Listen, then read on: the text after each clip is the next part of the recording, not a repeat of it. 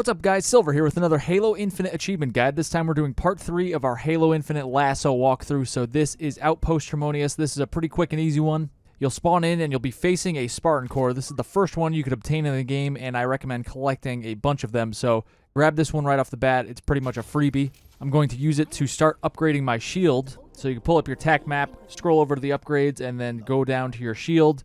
Upgrade that. Typically in a legendary playthrough, I would probably do my grapple shot first, but since it's already super overpowered due to the bandana skull, we're just going to start upgrading our shield first. Now we'll continue along this path, and you're going to turn to the right. There's going to be a bunch of sleeping grunts, along with a couple ones that are awake walking around. So you want to try to take out as many of these sleeping guys as you can. So I'm just sorting them as they sleep, and then eventually there will be a couple of them that alert the remaining sleeping grunts that, hey, you should wake up because you're getting got. I probably could have pressed forward and just sorted those last two guys, but I decided to retreat, and you can take them out from the comfort of behind these boxes. But don't get too close. You can see they're throwing a bunch of grenades. But you can see you could throw your own grenades in return. And you really could just stand behind stuff and just chuck grenades down the hall or into the room, wherever you are, throughout this entire campaign. But in the interest of not being super repetitive and boring, I'm not just going to hide in a corner and throw grenades for 2 hours. So we're going to move up ahead now that we've taken out all these enemies. Sword the last guy so you have full shield for the next section, so that'll get you a checkpoint. We'll hit the controls here, and that will open up this big door. Once this door does open up, we want to go around the back side of where we are right now. So we're going to do a 180. We're going to go to the right and turn around, and there's going to be a Spartan core all the way at the end here once we get off of this structure that we're on here. You can see off to the left, sitting against this wreckage, against this rock, there is a Spartan core. Grab that. We are now going to turn around, and then we're going to go to the right around this wreckage here. And you're going to find that there's a mysterious red button. So hit that button, and there's 2 more we're going to hit, which will actually call in an airstrike, essentially.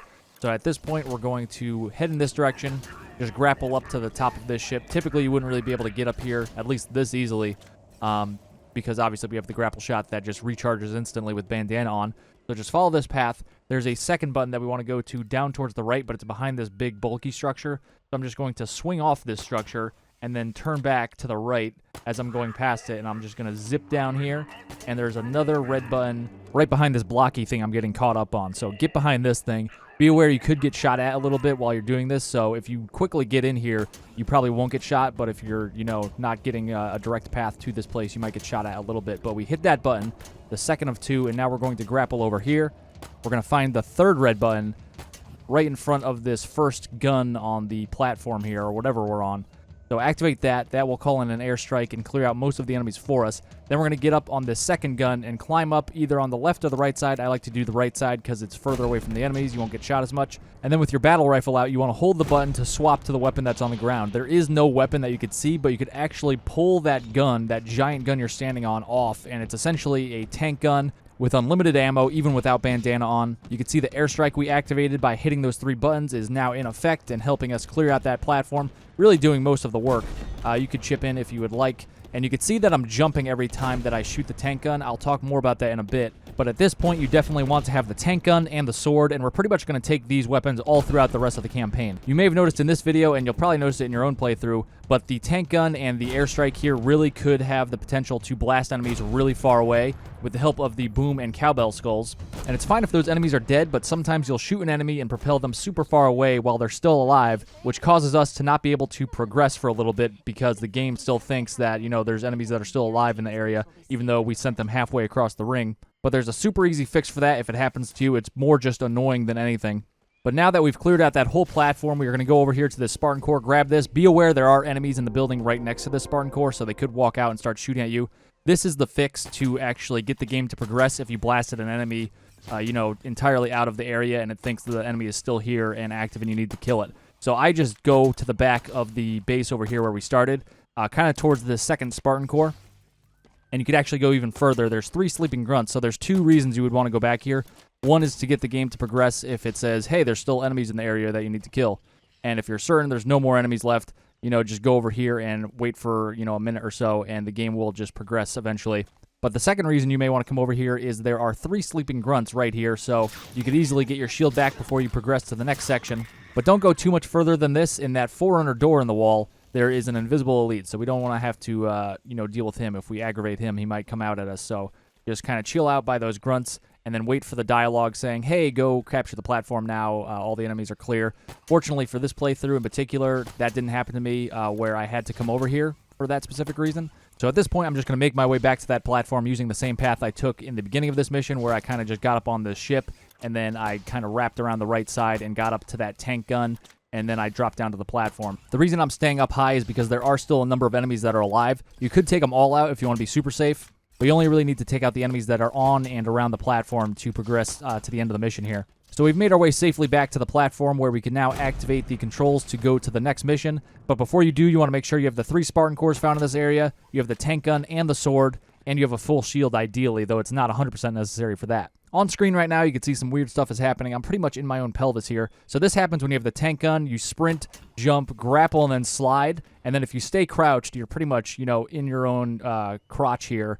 So you can't really see much. But anyway, the next limitation of using the tank gun is that you can't pick it up a second time. So once you exchange it for something on the ground, you will no longer be able to pick it up. So you would immediately want to kill yourself or save and quit or something because you really want to keep that tank gun. So you can see it becomes a concern when you use the grapple shot to grapple around the map. You might just be trying to sprint through an area as quickly as possible with the use of the grapple. But if you accidentally grapple a weapon, you'll pull that to you and swap it out for whatever gun you have. So that's why whenever I'm sprinting around using the grapple a lot, I'll just have my sword out instead of having my tank gun out. Worst case in that scenario, I grapple a random gun to me and exchange my sword out instead of the tank gun, and I could simply just pick the sword back up, but with the tank gun, you cannot. Another limitation of the tank gun is you cannot clamber with it, so if you're trying to clamber up something and you just can't do it, it's probably because you have the tank gun out. Switch to your sword or whatever other weapon you have, and you'll be able to clamber again. As for where the tank projectile actually starts when you pull the trigger, it seems very low compared to a typical gun, so you need to jump in a lot of cases in order for you to not just shoot the ground you're standing on. Fortunately, when you do actually shoot something directly below you or next to you, you will not actually damage yourself. There is no friendly fire from this thing, so it kills enemies, but it does not kill you at all. The only thing you need to be aware of is if you're standing next to something that's explosive and then you shoot the tank gun won't hurt you, but the explosion that you cause, whether it's a fusion coil or something else explosive, that will actually kill you. A couple more limitations, and then we'll head to the next mission. You cannot throw grenades with the tank gun. You can see I was chucking a bunch with the sword out. Then once I switched to the tank gun, I could no longer throw grenades. I was mashing the grenade button, and nothing was happening. And the same thing goes for meleeing. You cannot smack any enemies with the tank gun, so you're going to have to switch to any other weapon you have to do that to get your shield back.